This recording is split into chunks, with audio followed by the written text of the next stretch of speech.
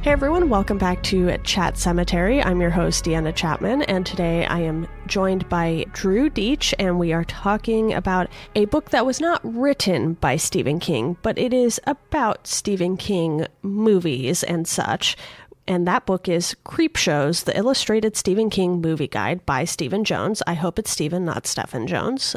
We're going with it because they're both staring at me with the same spelling. So yes, I think it is Stephen because in this back here when they say it says the two Stevens, and I'm like, okay, I think it'd be pronounced the same. But yeah, no, this was a book that I don't remember how I came across it, however many years ago now. But when we had started doing episodes together, it was a book I mentioned. It was like, hey, this might be a book you'd want to check out because it's very pertinent to what you'll be covering on this show. Yeah, and basically this goes from Carrie through, I want to say, about Rose Red, I think is the last adaptation it covers, if I'm not mistaken. Yeah, it is. That's what like the full produced entries are, because at that point I think Rose Red had not come out yet, or it was like just about to air or something, if I remember correctly, because there's more stuff of like unfinished projects and stuff that's in the that was in the works at the time,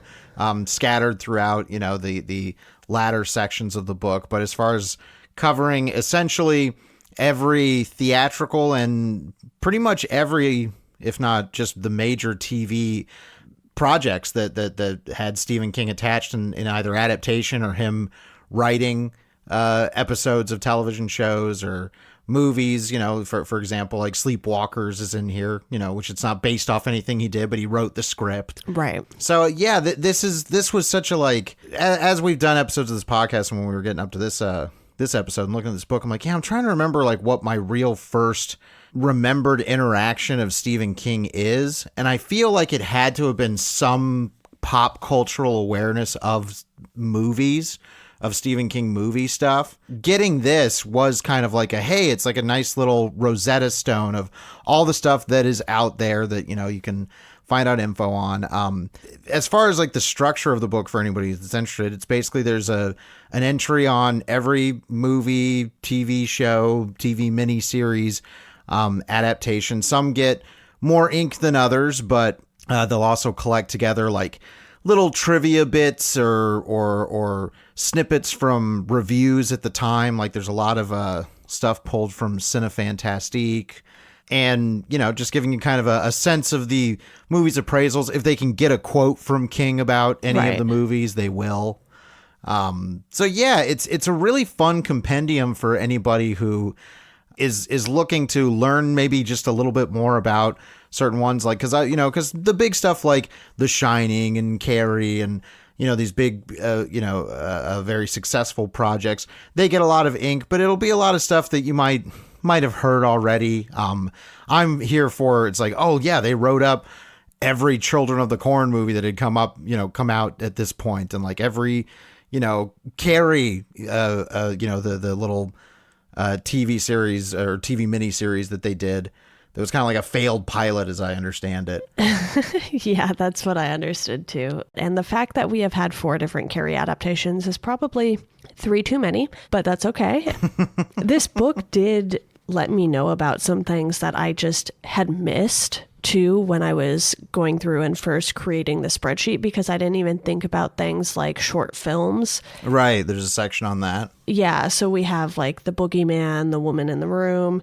I did talk to the person who actually directed the Lawnmower Man short that is specific to the story, not the movies that have nothing to do with it. But there's even still stuff in here that I have not covered, like Disciples of the Crow. Yeah. Michael Jackson's Ghosts, which was based on a Stephen King story, apparently. Cain Rose Up. There's one in here called Paranoid that's based on one of King's poems. The poem. Yeah, I think that shows up in Skeleton Crew. Yeah, I think I just need to track a few more of these down too, because obviously I tried to be as complete as I could when I was doing this run of the podcast initially. Mm-hmm. Even some of the forthcoming projects at the time, like Asylum, which is a screenplay written by Stephen King, And it was a movie that was supposed to be directed by Jonathan Demme. I'm not sure on that, but yeah, Jonathan Demme. Yeah. I don't know if that ever came out, so there's just stuff to look at here. And there's stuff that we obviously know never came out, like the Eyes of the Dragon adaptation. I don't think they have a section. I think they have a page on the failed apt pupil movie. The one that it's like, oh, they shot like 40% of it or something and then dropped it. I think there's a page in here about that. So I like that. Like, it's really, digging into the nooks and crannies of as much Stephen King adapted or, his stuff he's written. It's a wonderful little treasure trove for anybody who loves this kind of stuff. And what's interesting to me is that if you're reading a lot of the entries, they're not afraid to be critical of a lot of the movies, or at least show like the criticisms of the time that were coming out about it. So I like that. I like that it's not overly precious, but because of when it came out, the early 2000s, it is during this period where, just a couple years prior, King had done the Shining miniseries. So like that gets like, I think 4 pages in here. Like it gets a lot of spread. And then same thing, I think, with Storm of the Century. And it's like, oh, because that was kind of the kick he was on at the time. It's promoting Rose Red essentially in this at the end. And so it's like, yeah, that latter part of the book, because it was what was more recent and relevant at the time, gets a little bit more devoted to it, which is fine. Like, it's like, even if I don't have the, even if those aren't the projects I would be the most interested in, I'm glad that there's a little bit more info on them and about the making of them and cool stuff like that. I mean, I definitely think that what's interesting to me is this pretty much covers, I would say, like the first roughly 25 years of Stephen King in cinema, as I would say it, movies, TV, whatever. And those first 25 or so years are a really cool, informative thing to track, especially because now we could essentially have a volume 2 of this book that was like, all right, here's what the last 25 years have been at, when we get to that point, because there's been enough stuff to fill a whole nother book of this size. Yeah, and there is a more recent book like this called Stephen King at the Movies, which I'll probably do an episode on at some point, just because it's more up to date. I think it goes through possibly It Chapter 2 for the version that I have, but it doesn't have a lot of this bonus material that this one has, like with the stage plays, Carrie the Musical, Rage. Right. Yeah. The numerous versions of Misery, apparently. I know one had, I want to say, Bruce Willis and... Yep. Oh, what's her name? From the Connors, Roseanne. I can't think of her name now. No, yeah, I mean, it has that. I like that there's a section in here of frequently like recurring actors in projects that were like in a bunch of Stephen King stuff during this time period. And it's like, oh yeah, there were directors and people that liked showing up in his stuff with a regularity. Yeah, there's a bunch of stuff in here that is a little bit more, anecdotal, and at this point it, has been kind of lost to time. Whereas I'm assuming that newer one is a little bit more, I have no idea. I don't know what the book is, but my total blind assumption is that it's a little bit more encyclopedic, whereas this is more editorial, it feels like. Yeah, I would say it lands somewhere in between for the new one. There's definitely still some opinions in there on it, but like I said, it doesn't have any of this extra stuff. And one section in this that I actually really like is the recurring talent section, because this was something that I was trying to make note of as I went through everything. And it's just so much easier when they do it for you. Like, obviously, you have lots of people who have been in numerous adaptations, one of the biggest ones being Kathy Bates. You also have Drew Barrymore as a child appearing in Firestarter and Cat's Eye.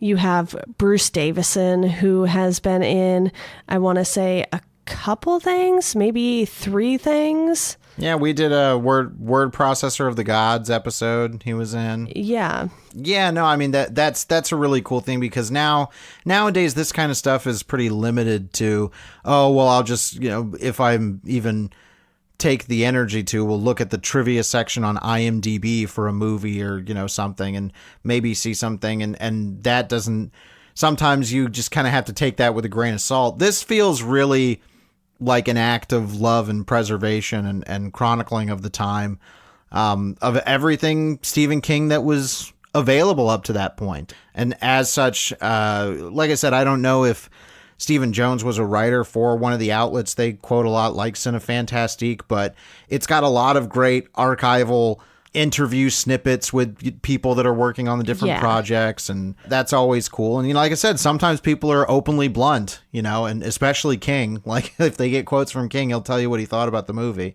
It is something of a compendium companion piece of a sort, but I really dig it as I feel like it belongs, even though, like you said, it's not written by Stephen King, but it feels like it belongs alongside his stuff. Like on my bookshelf, I put it next to the Creepshow comic book adaptation, because it's like, not just because of the alphabetically, but because it feels like, this is like a kind of kindred spirit, about this stuff. I would say that I don't know how readily available this book is now. It might still be. I don't know if it's still pretty, regularly in print or not, or I have no idea, actually. Yeah, I think I ended up getting a used copy on Thrift Books, I want to say. And it isn't super hard to find, I don't think. But as soon as you had mentioned it, I remember going and looking for copies because I was like, oh, this would be very helpful. And while I don't think I've read every single word of this book necessarily, because what I was doing was once you had told me about it and I got a copy, I kind of went back and read stuff for the episodes I had already done. And then episode by episode, I was just kind of reading each entry as I got to it. So I wasn't really, like tracking this in Goodreads or anything like that, like I usually do. No. I just find myself picking it up off the shelf. And, in my move, I actually did not bring any of my Stephen King books that I had already read, except for this one. Okay. This one, I was like, I'm going to pull this. And, I pulled a few other things that are about King, but not written by King. Like I have Feast for Fear, I think it's called.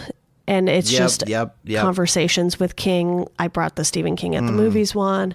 I have another one, I think it's called The Stephen King Story by George Beam. So I kind of brought those reference books with me, and then any King that I had that I still needed to read for the podcast, which I don't actually think there was anything I had to bring with me at the time. I think I was just waiting on Fairy Tale to come out, which got sent here. So like I do have that. I did bring a couple of his nonfiction books that I had not read. Like I have Secret Windows on my shelf to read still. So the essay collection. I really, left the majority of the King collection at home because I was like, worst case, the library exists. Exactly. Yeah. You and I are big library patrons here. Absolutely. Yeah. Big library boosters. No, yeah. Well, here's the thing. Like a book like Creepshows, it's funny because like talking about it to you, it's like it's something of an almost invaluable tool for this, project that you've done with Stephen King. And so it's like, I think for most people, they'd be like, well, that's not my situation. Why should I, be interested in it at all? And it's like, one, I think it's a really just well put together book. Yeah. Agreed. Like it's just structured really well. And if you just want to read the one entry on, Lawnmower Man 2, like go to it and you can check it out because it lists, it's like a pre-IMDb in a sense. It's like, okay, it'll tell you the director, the cast, a whole bunch of information about it, as well as a little written up piece about the movie. And so it's like, oh, this is a nice little tool and curiosity. And if you do want to kind of check things out in King's filmography or see how it was received at the time, I think it's a fun little tool. And like I said, at this point, it's kind of, there's the Stephen King at the movies, but it's like, I really treasure this book for being, essentially, it was a bit of a compass for me, for it was like, okay, I love Stephen King movies. Here's what I've seen. What haven't I seen? Is there stuff in here that isn't on my radar and that I should go looking for? Yeah, it's always just been a fun addition. I think if anybody out there, feels very strongly, particularly not just about Stephen King as an author of novels, but as if you enjoy the adaptations in the cinema that he has contributed to or has, been inspired by his work, I feel like this is a really cool thing to have in conversation with all of those kinds of things. Like it's a really fun thing to be like, okay, if I'm going to watch Misery, say you've seen it again, it's like, oh, I'm going to pull out and like read the thing on Misery here and see if there's anything new that I can learn about the production or anything. It's just a fun little tool. Like if it was, I would say this, if there was like a bigger version of it with like more color. I mean, it's got color and black and white photography, but I don't know. I guess you could say it's a decent coffee table type book. Oh, absolutely. Yeah, I think it would be a fun, like, conversation coffee table type piece, to pull out and be like, yeah, like what Stephen King movie are you thinking of? Let's look it up. Here it is. Or, just, fun to flip through and find something maybe. Yeah. And I have a bunch of books that aren't necessarily exactly like this, but just a bunch of making of books, art of books, because I love finding out more about the movies that I enjoy. And granted, look, I'll be the first to tell you I did not enjoy every Stephen King adaptation. If you find anyone who enjoys every Stephen King adaptation, I would encourage you to run in the opposite direction. But jokes aside, I don't actually mean that. If someone loves all of the Stephen King adaptations, I love that for them. But for me, it was just one of those helpful things where, sure, I could have just Googled every single movie that I was watching, but I love physical media. So pulling this off the shelf and, I just kept a bookmark in it. So, and then I would just move it every time I watched something.